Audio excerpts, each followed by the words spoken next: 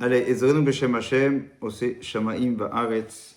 Donc, on est Parashat Kitavo et on va essayer de parler d'un sujet dont je vous dis très sincèrement, je ne maîtrise pas du tout. Alors, pas du tout. C'est-à-dire que je m'avance dans un sujet qui j'ai entendu parler, je connais, mais ça serait plus un docteur qui pourrait en parler plutôt qu'un rabbin. Et j'aime pas en général que les rabbins prennent la place des docteurs. Il faut donner littéralement la place à ceux qui ont... Chacun sa place, exactement, le professionnalisme. Moi, j'ai très souvent dit que quand il y a des fidèles qui viennent avec des questions parfois d'ordre psychique, il ne faut pas commencer à dire oui, la Gemara raconte. Non, tu l'envoies chez un docteur, d'accord? C'est pas... Ça s'appelle pas... ça ne s'appelle pas que tu connais ou tu connais pas, c'est l'histoire que simplement tu es rabbin, hein, et lui il est humain, d'accord? C'est un docteur qui a étudié la psyché humaine et qui n'est pas quelque chose, c'est pas une petite affaire, ça traite parfois certains traumatismes.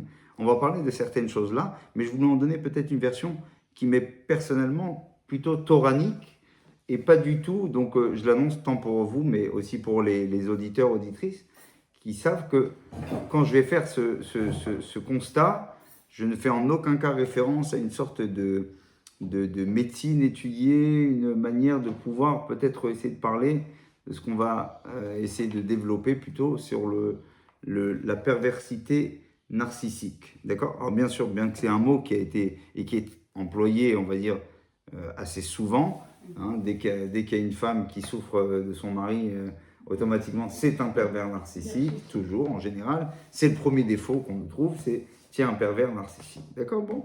Et ça existe partout, ça existe chez les hommes, mais il y a peut-être des sujets qui sont beaucoup plus marquants. Mais j'aimerais, avant d'arriver sur ça, peut-être de faire un petit...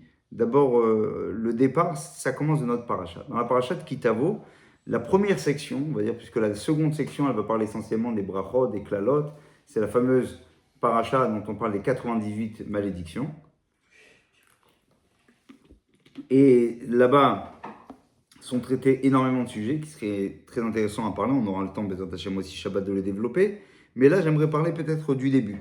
Le début, la Torah nous parle que lorsque tu vas arriver en Eretz Israël, une des premières choses que tu vas faire, c'est quoi? C'est que tu vas reconnaître tout simplement que maintenant que la promesse de Dieu, eh ben, en fait, elle a été accomplie. Ça y est, voilà. Tu vas labourer ta terre, tu vas récolter tes fruits. ולקחת מראשית כל פרי האדמה אשר תביא מארצך, אשר השם אלוקיך נותן לך, ושמת בתן, והלכת אל המקום. Tu vas tout mettre dans un panier. Tu vas, donc, il y a toute une sorte de cérémonial. Tu arrives voir le Kohen au Beth Amikdash, à Yerushalayim, et qui bâtit à la arête, Janishba Hashem l'avoten, la tête lanu, velakach à Kohen, le Kohen va prendre. Et il y a ici une chose qui est très intéressante, c'est que veini cholifne misbach Hashem ukra, ve'anita ve'amarta. Et là, on te demande, ok, d'avoir ce qu'on appelle une sorte de process. Il y a un process particulier avec au-delà de l'acte, mais il y a aussi Ve'anita ve'amarta. D'ailleurs, les poskim vont dire dans la halacha, comme quoi c'est les ikuva, automatiquement cette mitzvah-là, elle est rédhibitoire. Il faut dire absolument Ve'anita ve'amarta. Tu diras, ok, devant le Kohen, tu vas prétendre quelque chose. Ve'anita ve'amarta. D'accord? D'ailleurs, le verset lui-même, il est difficilement. On n'a pas une très bonne traduction. Ve'anita ve'amarta, si je regarde ici dans la traduction, marqué puis tu parleras à voix haute. D'accord? Ve'anita, c'est plutôt proclamer, une sorte de proclamation. Très intéressant. La Torah ici, elle amène la personne à vouloir faire une sorte de déclaration. Donc, c'est pas pour rien quand on déclare nos impôts, ok? Il y a une sorte de déclaration. Et j'aime bien ce mot que tu viens d'envoyer aussi, Anna, parce qu'il y a une sorte d'aveu. Ouais, d'ailleurs, cette paracha, elle va traiter notamment des vidouim, ok, notamment, on va voir après de quoi ça parle. Il y a marqué ici, Ve'anita ve'amarta lifnei Hashem Elokera, tu diras devant Hashem ton Dieu. Et là, écoutez bien, Arami oved avi, vayired Misraima, vayagor sham bimtemead, vayisham legol gadoy atzum varav. Alors, écoutez bien, là, c'est assez étonnant. On s'attendait juste à dire un petit merci, mais là, en fait, on s'aperçoit qu'on nous demande de nous faire une sorte de curriculum vitae du Ham Israël, en disant, je vous le traduis directement, un araméen a voulu anéantir mon ancêtre. Il est descendu en Égypte et y a résidé un petit nombre, et il est devenu là un grand peuple, puissant et nombreux. Les Égyptiens nous ont maltraités et nous ont opprimés, et ils ont placé sur nous un dur labeur. Alors nous avons crié vers Hachem, le Dieu de nos ancêtres, et Hachem a entendu notre voix, il a vu notre affliction, notre labeur et notre oppression. Hachem nous a fait sortir d'Égypte avec une main forte, un bras étendu, avec une grande ferveur, avec des signes, des prodiges. Il nous a conduits en ce lieu, il nous a donné ce pays, un pays où coule le lait et le miel. Et maintenant, voici, j'ai apporté les prémices des fruits de la terre que tu m'as donné à Hachem, et tu le déposeras devant Hachem. Tu as fait une déclaration. Exactement. Et d'ailleurs, c'est très bizarre que, vous avez remarqué, on aurait pu commencer l'histoire, c'est très bizarre, on aurait pu dire Avraham Avinu, a reconnu Dieu, donc Avraham c'est le père des Sémites, quand même, c'est le premier qui reconnaît Dieu, le père du monothéisme, et ensuite il a eu Isaac, qui lui-même a eu Yaakov, qui est parti chez Lavan. L'histoire elle aurait pu commencer aussi avant, et si même, on aurait pu commencer même à Noach, et si même, on aurait pu commencer déjà à Adam et Ève. Quelle est l'idée? C'est quoi l'idée ici? C'est quoi ce genre de tracé? Si on voulait nous dire peut-être un tracé limite, on aurait pu dire peut-être qu'il y a un tracé sioniste ici. C'est-à-dire qu'il y a une volonté de vouloir rétablir le fait que merci, tu nous avais promis la terre et nous l'avons prise. C'est même pas ça, il ne s'agit même pas de ça. On parle d'un gars qui dit Arami Ovedavi. Il y avait un araméen, on ne prononce même pas son nom, on sait très bien qu'on parle de Lavan. Ovedavi, il a voulu exterminer mon père et nous sommes, et jusqu'à maintenant. On prend un détail de l'histoire de la Genèse, autant vous dire c'est un détail, quand on regarde la multitude de scènes extraordinaires et chaotiques de ce qui se passe dans la Genèse, on prend un détail ici, et on part de là. Pourquoi ce point-là? Et vous remarquez ici qu'il y a deux personnages. Il y a Arami Ovedavi, et ensuite, il y a un autre personnage dont on parle, c'est Pharaon. Si déjà, j'aurais pensé qu'il aurait été plus judicieux de partir à partir de Pharaon. Très bizarre. Très bizarre. Enfin, si on nous parle des gens qui nous ont fait du mal, je sais pas, il y en avait un paquet. On peut parler même avant cela, déjà depuis Noach, on peut parler avec Abraham et Lot, on peut parler des guerres des rois, on peut parler de tellement de choses, le roi Arad, on peut parler de Balak, de Bilam. C'est quoi l'idée? Qu'est-ce qu'on tente de dégager? Il y a quelque chose de très puissant et j'ai trouvé très beau, pas dans le sens de l'histoire que ça veut dire, mais il y a ici quelque chose de très fort dont la Torah, en tout cas, essaie de nous faire dégager. Alors, bien évidemment, il existe beaucoup de réponses à cette question, je ne vous le cache pas, mais j'aimerais prendre une tangente un peu particulière, beaucoup plus, cette fois-ci, j'allais dire philosophique, non, mais plutôt psychologique, d'accord, psychologique. On est aussi dans le mois de Elul, on est dans le mois du vidouille, on est dans l'importance de devoir dire les choses. Comme je vous l'ai dit, Shabbat, le fait de dire, c'est prendre de la distance. C'est bien beau de dire je suis quelqu'un de sadique, ok, et que oui, je fais des fautes, il faut que je fasse teshuva, mais c'est une autre chose que de se l'entendre dire.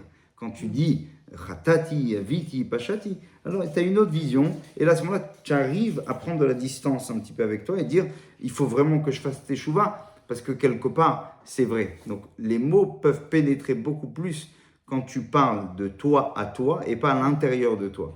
On peut comprendre cette idée dans le sens de la déclaration Ve'anita ve'amarta. Qu'est-ce que ça cache derrière ça? Qu'est-ce que ça cache le Ve'anita ve'amarta?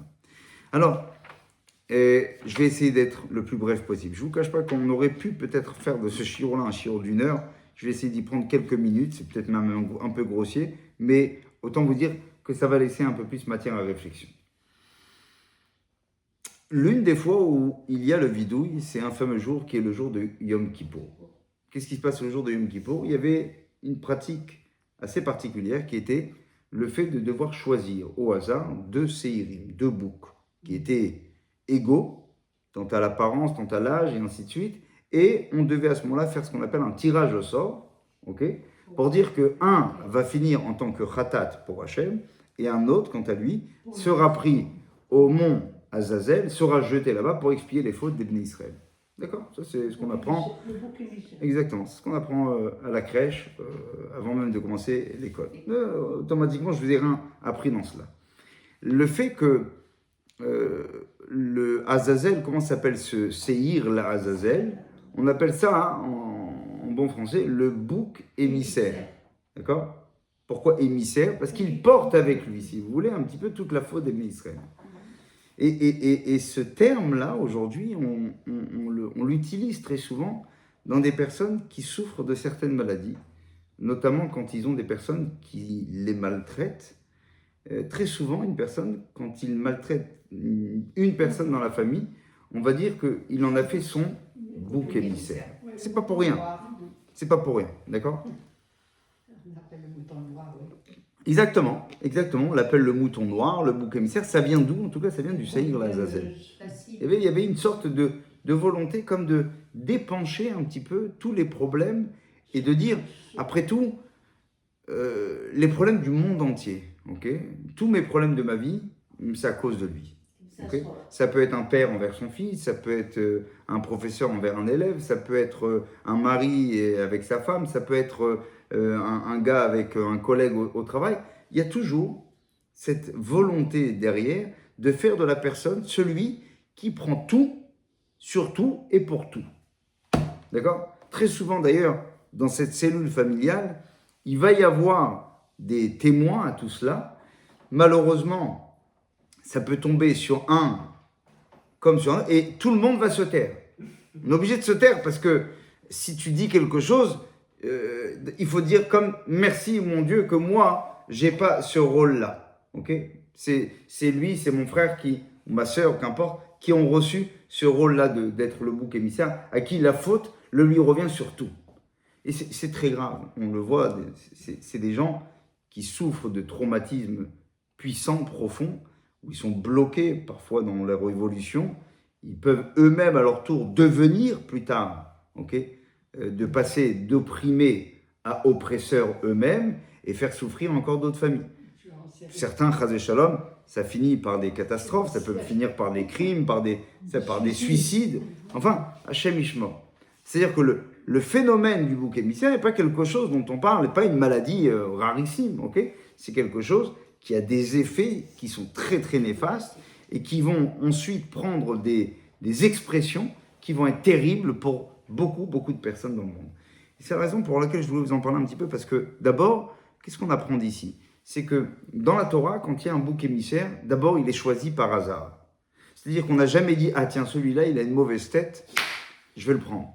Donc déjà, la première des choses, c'est que le bouc émissaire dans la Torah, on nous apprend qu'il est pris par hasard. C'est en général, et très souvent aussi le cas, avec quelqu'un qui souffre de ces personnes narcissiques dont on leur met une pression, c'est que très souvent, ils sont choisis et il faut leur dire, ce n'est pas de ta faute. Toi, tu n'as rien, réellement. Comme le bouc émissaire, il était choisi par hasard. Toi aussi, c'est un fait hasardeux. D'accord? Il n'y a rien qui prédestine au départ une véritable légitimité à ce rôle-là. Bien sûr, mais autant ce que je veux dire, c'est vrai que la personne, pour le coup, il est une victime dans ce cas-là. Il n'a rien fait, et il reçoit tout le mal du monde à ce niveau-là. Et ça, c'est la première des choses. La deuxième des choses aussi qui était très importante, vous remarquerez, c'est qu'il y avait là-bas aussi, justement, avant de l'amener à la Azazel, il y avait un vidouille qui a été fait. D'accord? Ça ne suffisait pas de se quitter, que le Cohen qui avait nommé le bouc émissaire, il ne l'avait pas juste nommé, maintenant il disait aussi « j'ai fait des fautes », il y a eu des fautes qui ont été commises, et c'est seulement après le vidouille, comme on verra durant la prière de Moussaf de Yom Kippour, que là, à ce moment-là, effectivement, le bouc émissaire, il devenait ce qu'on appelle, il pouvait quitter quelque part le lieu et finir là où il devait finir. Peut-être une autre chose aussi qu'on pourrait dire, c'est qu'il y avait une sorte de signe aussi particulier, c'est que c'était quelque chose qui se faisait une fois par an. C'était bien pour dire que c'est quelque chose qui ne doit pas exister. D'accord? Le rôle du bouc émissaire, c'est exceptionnel. Ça arrive seulement et uniquement à Kippour. Ce n'est pas quelque chose qui peut faire partie d'une histoire. Ça ne peut pas être quelque chose de continu, c'est interdit. C'est une fois dans l'année, particulièrement le jour de Kippour, que ça se faisait. Donc, il y a trois notions importantes à ramener et à rapporter. Le vidouille, l'importance de faire l'aveu, quelque part, de le dire. Le fait que, attention, c'est un total hasard, tu n'y es pour rien réellement. Et troisième chose aussi qui est importante à rappeler, comme je viens de le dire, c'était exceptionnel. La première fois où la Torah relate cette fonction, quelque part, d'une personne qui est enfermée dans une sorte d'étau terrible, qui l'enferme dans ce couloir où on tente à lui mettre une étiquette, à être le mauvais garçon, la mauvaise fille, la mauvaise personne, dont tout est à cause de lui, tout le lui est arrivé. On a connu des personnes comme ça. Bon, au prochain, si on a eu des beaux-parents, on a vu des personnes qui malheureusement ont souffert de ce genre de souffrance qui était terrible. Pourquoi? Parce que ils avaient beau faire n'importe quoi, et en général, ces personnes-là, à la différence du bouc émissaire, c'est que lui, il était tiré au sort, mais un bouc émissaire de la vie, il est éduqué comme ça. Depuis petit, on lui apprend, en soi, tu n'aurais même pas dû vivre. Si tu ne vis, c'est que grâce à moi. Et cette personne vit un rejet. Exactement, c'est un rejet permanent. C'est-à-dire que, mais il ne voit même pas, limite, c'est pas qu'il voit pas le mal, il le vit très mal, mais il dit, de toute façon, c'est comme ça, c'est ma vie, je peux pas faire autre chose que ça. Et pourquoi je vous dis ça? Parce que on va voir que finalement, cette position-là, vous allez voir que cette position, elle est d'abord, elle est terrible, et qu'il faut en sortir, mais il y a une manière d'en sortir. Et là où la Torah, elle met le point sur ça. Vous savez, c'est quand? C'est dans la Genèse, justement, au sujet de Yaakov et Lavan. Alors, écoutez bien, il est marqué, je vais vous dire exactement dans le chapitre 41, okay, de Bereshit. Vous connaissez l'histoire. Yaakov, il arrive chez Lavan pour se marier avec Rachel. Il va travailler 7 ans.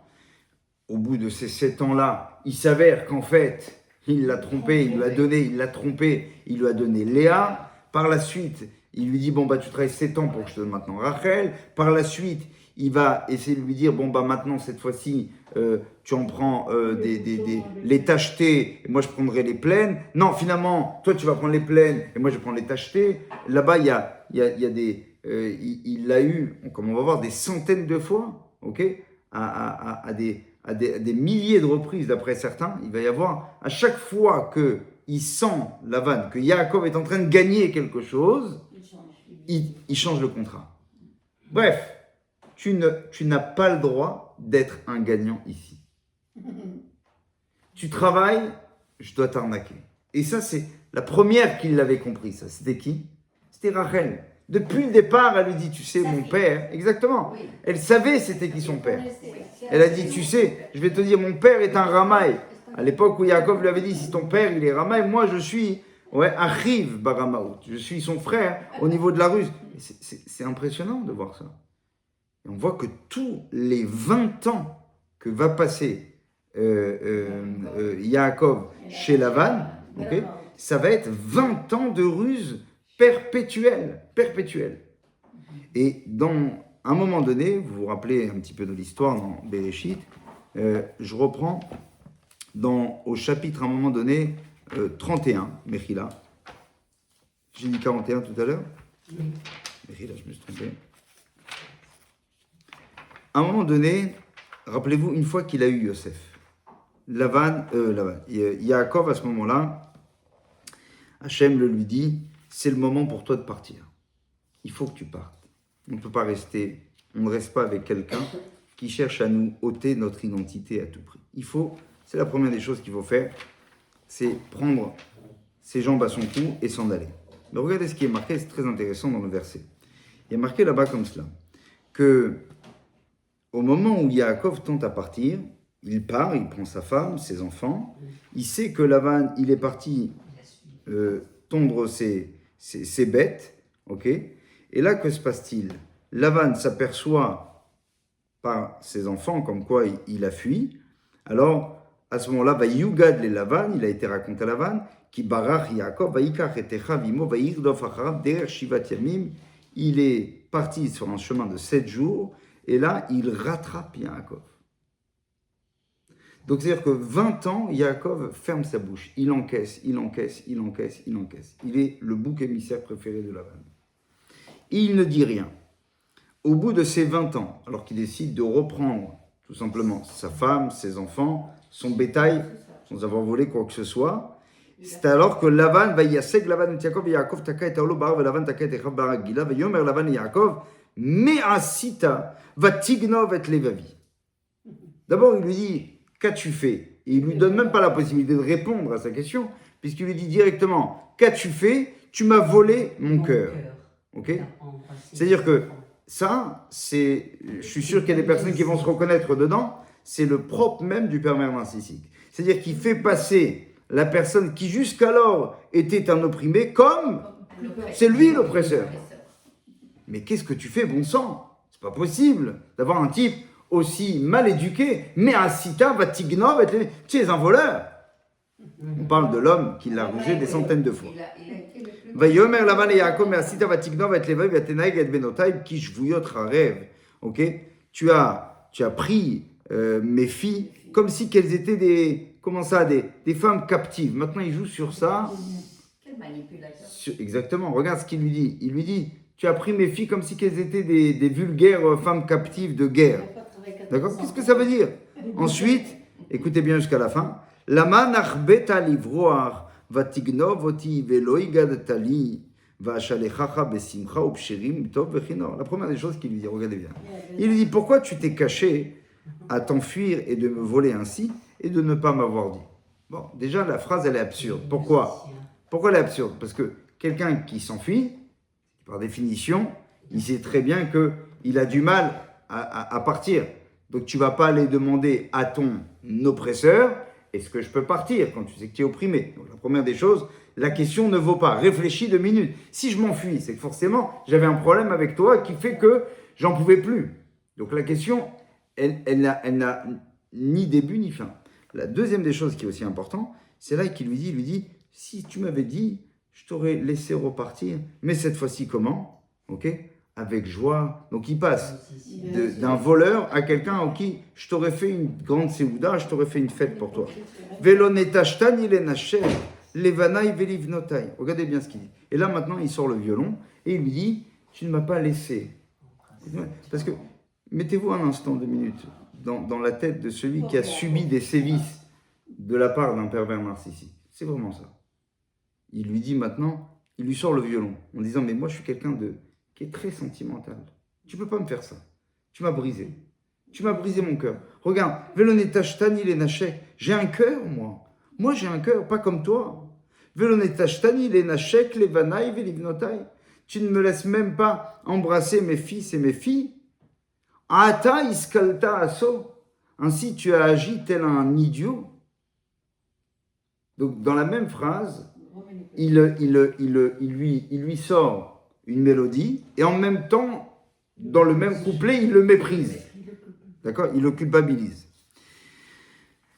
Une autre chose qui est aussi assez incroyable, alors le texte il est très long, je ne vais pas revenir sur tous les versets, je vais revenir sur un autre verset qui est aussi là, qui est assez incroyable, c'est qu'il lui fait une menace. Mais, écoutez bien la menace, une menace très narcissique encore une fois. Il lui dit, Yesh le'el yadi, dans le pasouk 29, ok? Il a dit, tu sais, Yesh le'el yadi la asot imachem ra. Si je veux, je peux te faire très très mal.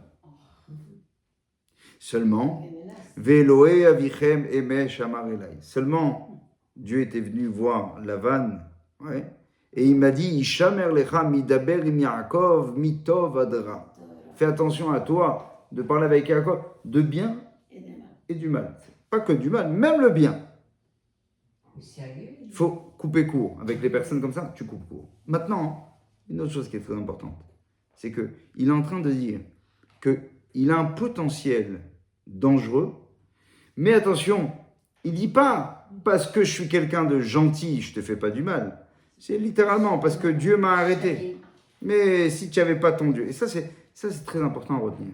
Si, ça veut dire que oui, exactement. Oui, non, mais c'est vrai. Ça, c'est vrai. C'est marqué quelques versets avant. Il y avait marqué comme quoi Yaakov, Lavan, Hachem, pardon, vient voir Lavan et il lui dit en rêve, il lui dit, fais attention à ce que tu vas faire.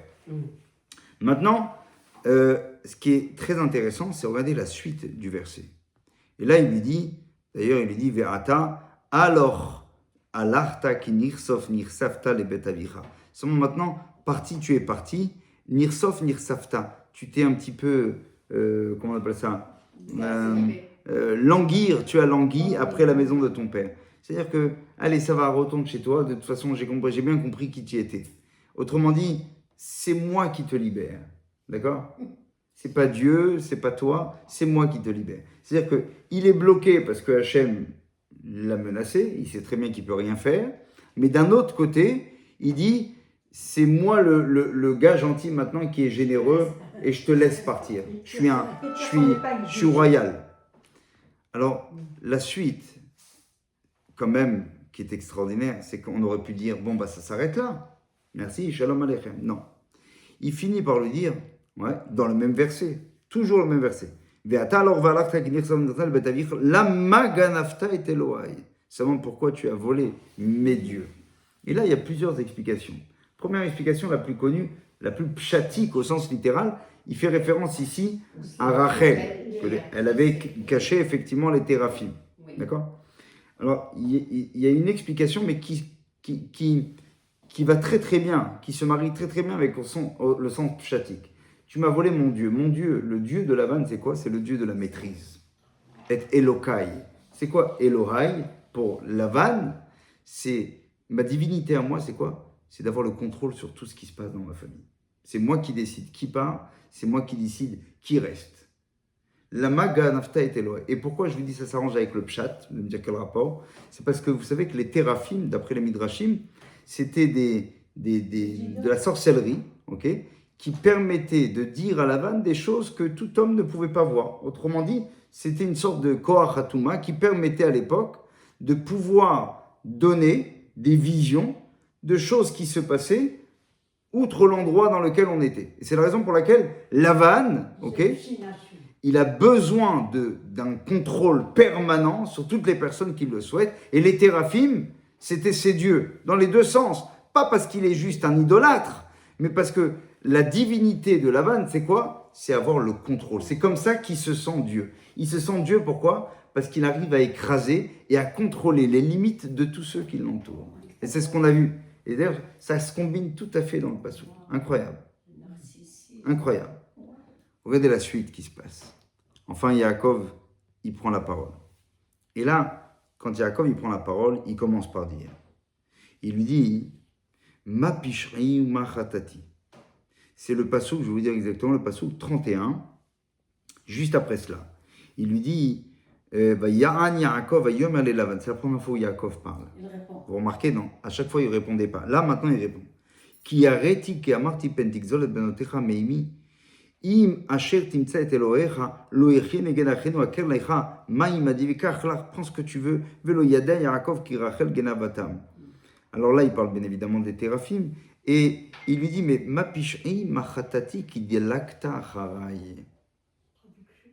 Ça veut dire, quelle est ma faute? Qu'est-ce que j'ai pu faire de mal pour que tu sois aussi excité après moi? Dalakta, c'est Milachon Leadlik, allumé en hébreu moderne. Ici, ça veut dire quoi? Qui Dalakta, c'est-à-dire que tu m'en veux tellement, tu es tout le temps quelque chose, tu me poursuis à ce point-là. Qu'est-ce que je t'ai fait déjà? Et là, qu'est-ce qu'il fait, Yaakov? Là, il fait une déballe de tout ce qui s'est passé pendant les 20 ans. Je vous l'ai dit rapidement, très très rapidement. Il lui dit, Yaakov se mit en colère. Quelle est ma faute pour que tu t'acharnes après moi? Quand tu as fouillé tous mes effets, qu'as-tu découvert tous les ustensiles de ta maison? Mets-le ici devant mes proches et tes proches, qu'ils décident entre nous deux. Voici 20 ans que je suis avec toi. Tes brebis, tes chèvres n'ont jamais avorté. Les béliers de ton bétail. Et je ne les ai même jamais mangés. Ceux qui avaient été déchiquetés, je ne te l'ai même pas apporté. C'est moi qui en supportais la perte. De ma main, tu l'exigeais. Ce qui était volé le jour ou ce qui était volé la nuit. J'étais ainsi. Le jour, la chaleur torride me consumait et le gel pendant la nuit. Le sommeil fuyait de mes yeux. Ce sont pour moi 20 ans dans ta maison. On parle de quelqu'un qui a souffert pendant 20 ans et qui n'a pas ouvert sa bouche. Je t'ai servi 14 ans pour tes 2 filles et 6 ans pour ton bétail. Et tu as changé mes gages des dizaines de fois. Donc on verra qu'en fait c'est des dizaines fois 10. Si le Dieu de mon père, le Dieu d'Abraham et celui que craint Isaac n'avaient été avec moi, tu m'aurais maintenant renvoyé les mains vides. Très important. Très très important dans notre verset pour dire que si je n'avais pas eu Dieu, moi, vous entendez là? Il dit, je reconnais, Yaakov dit, je reconnais que seul l'accompagnement d'Hachem m'a réussi à sortir de tes griffes. Parce que contre lui, tu ne pouvais rien. C'est un message à dire. à ses boucs émissaires, de leur dire rapproche-toi d'Hachem. Et fais en sorte que, c'est pas une consolation ici, c'est vraiment leur dire qu'il n'y a personne qui va pouvoir t'aider. Il y a une personne, par contre, avec qui tu vas pouvoir adhérer totalement, parce que les prochaines personnes avec qui ils vont avoir affaire, c'est littéralement avec qui? Avec Dieu. Et avec Dieu, ils pourront rien. Dieu a vu ma misère de labeur de mes mains, il t'a réprimandé. La nuit dernière d'ailleurs. Laban répondit et dit à Jacob, les fils, regardez bien. Donc là maintenant, on aurait pu s'arrêter là. Il lui dit, les fils sont mes filles, les enfants sont mes enfants, et le menu bétail est mon menu bétail. C'est-à-dire qu'il accepte en rien, vous entendez? Il lui dit, tout ce que tu as, de A à Z, c'est moi. Non seulement, il ne dit pas qu'il s'est enrichi grâce à Yaakov, mais pire que ça, il dit que même ce que Yaakov a, c'est en fait à lui. On est dans l'archétype même, ça serait un docteur qui étudierait ici la psyché des narcissiques, ok? C'est exactement là qu'il faudrait qu'il regarde. Et tout ce que tu vois est à moi. Et mes filles, que pourrais-je leur faire aujourd'hui? Ou à leurs enfants qu'elles ont mis au monde. Et maintenant, allons, concluons une alliance, moi et toi. En d'autres mots. Ici, on est en train de voir ici, que avec un narcissique, on peut espérer à une chose, la paix. Mais il y a une chose que vous n'aurez jamais de lui. C'est quoi? Le dernier mot. Un aveu. C'est ça. Toi, tu dis, mais je t'ai expliqué, c'est clair, c'est évident. C'est évident, mais non. Jamais il acceptera la possibilité de dire que ta version, ok, elle est certes juste. Non, ça c'est quelque chose qui n'est pas possible. Et ça c'est important, excusez-moi madame, j'aimerais finir, c'est important pour nous et pour ce cours-là. En fait, en clair, la suite d'ailleurs de cela, Yaakov va dire, on va faire ce qu'on appelle Yegar Saaduta, un tas de pierres qui est appelé pour Lavan en araméen, Yegar Saaduta, pour Lavan, pour Yaakov, on va l'appeler Galed, c'est-à-dire que même dans l'alliance, les visions restent malgré tout toutes différentes. Il appellera même ses propres enfants Yaakov, il va les appeler ses frères, parce que ça veut dire que les personnes qui vivent dans ce climat-là, ok, eh bien quelque part, restent avec une souffrance et ils vivent la souffrance comme si que c'était ses frères. C'est-à-dire qu'ils sont comme égal à égal. J'aurais aimé avoir le temps de l'expliquer un peu plus, mais je veux qu'on s'arrête maintenant, mais juste vous expliquer la suite pour que vous compreniez ici. En fait, quand la Torah nous dit Arami Ovedavi, pour revenir maintenant à notre paracha, qu'est-ce qu'on est en train de nous dire? Écoutez bien comment. Le message, il est incroyable, il est puissant. Maintenant, on comprend. On est le soir, d'ailleurs, on le dit dans la Haggadah de Pessah. On cite deux personnes. Deux personnes qui nous ont donné un toit, a priori, donc Lavan pendant 20 ans, et Pharaon pendant 210 ans. D'accord? Ces gens-là, quand ils vous donnent un toit, très souvent, ce n'est pas pour vous faire de la bonté, mais au contraire, c'est pour encore mieux vous priver. Exactement. Pour mieux encore enlever votre identité. C'est-à-dire que maintenant, vous avez une autre définition de l'esclavagisme. Quand on est le soir de Pessah, ce qu'on déclare quelque part ici, c'est quoi? C'est une véritable liberté. Mais attention, c'est pas une liberté où on sort juste d'un pays qui nous a opprimés. On sort d'une liberté psychologique. C'est-à-dire que psychologiquement, on nous a traités tout le temps de gens qui ne méritaient pas. Vous êtes des gens qui... Exactement. Et ça a toujours été ça. Vous ne méritez pas. Et c'est qui les premiers qui ont, on va dire, qui ont distillé quelque part cette essence chez le juif d'être un peu vu comme le bouc émissaire. Et ça va nous suivre toute l'histoire. Ça, c'est où? C'était avec Lavan et Pharaon. C'est pour ça qu'on prend ces deux exemples. On aurait pu parler de Amalek, on aurait pu parler de beaucoup d'autres ennemis. Seulement, c'est les deux ennemis, vous remarquerez, qui nous ont reçus chez eux et qui nous traitent d'ingrats quand nous partons de chez eux. Alors que la vraie réponse, c'est de dire en fait à quelqu'un qui suit et qui subit le peuple juif en premier, mais aussi toute personne qui subit ce genre de menaces ou bien de sévices, c'est de leur dire que c'est une opportunité pour toi. Pourquoi? Parce que quand Yaakov il sort, c'est parce que maintenant, désormais, il a une famille avec lui. Il sort, mais ça devient une opportunité. Le fait de partir de cet homme-là, c'est le moment pour avoir ce qu'on appelle une sorte de coupure d'un passé et ne devoir regarder uniquement vers l'avenir. C'est-à-dire que à partir de là, commence la fameuse épopée d'Israël. Elle n'a pas commencé à Abraham, elle n'a pas commencé à Yitzhak, et elle a commencé à Yaakov. Et à quel moment particulièrement? Le jour où on décide de couper avec ceux, la personne qui nous prend comme un bouc émissaire. Pareil pour Pharaon. Le jour où on s'en va de Pharaon, qu'est-ce qu'on devient? On devient un peuple. C'est la raison pour laquelle ce passage-là, c'est le premier passage de la Haggadah. Le soir où on déclare quelque part. Alors, revenons à cette déclaration, Ve'anita ve'amarta. C'est-à-dire que la liberté du juif, elle se fait dans sa capacité à comprendre que parfois, il faut savoir tirer un trait. Quand on sait mettre un trait avec un passé, quand on sait se séparer des mauvaises personnes, c'est à ce moment-là qu'on peut enfin, véritablement, s'entendre à penser avec un espoir et un bonheur certain. Et c'est d'ailleurs la suite de la paracha. Vesamarta becholatov, Akadosh Baruch Hu va dire, tout ce que je t'ai donné, tu l'as eu, mais malheureusement le problème, c'est pas qu'il n'y avait pas assez de mitzvot. Il y avait des mitzvot, mais tu les as pas fait avec la joie. Parce qu'en fait, ici, la déclaration qu'on est en train de dire à Dieu, c'est quoi? C'est pas juste une déclaration d'impôt, tu m'as donné, je te donne. Non, on est en train de déclarer notre liberté. Et la liberté, elle se joue à quel moment particulièrement? C'est le jour où on sait mettre la porte à ceux qui ont mis la souffrance. C'est pas, on ne doit pas faire de pacte avec le Satan de cette façon-là. Vous voyez ce que je veux dire? Ça reprend un petit peu les premiers versets de David Ameller.